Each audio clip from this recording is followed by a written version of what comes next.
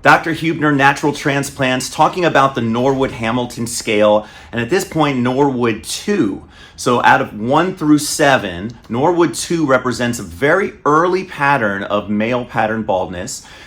Basically just a little bit of recession of the hairline, very early stages at this point.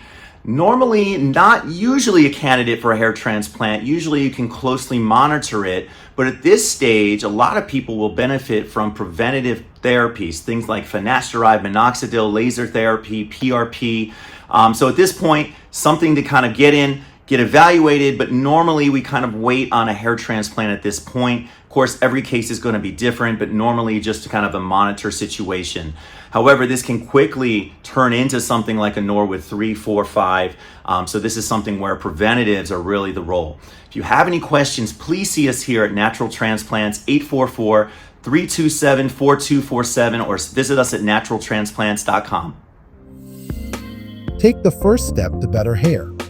Visit us at naturaltransplants.com.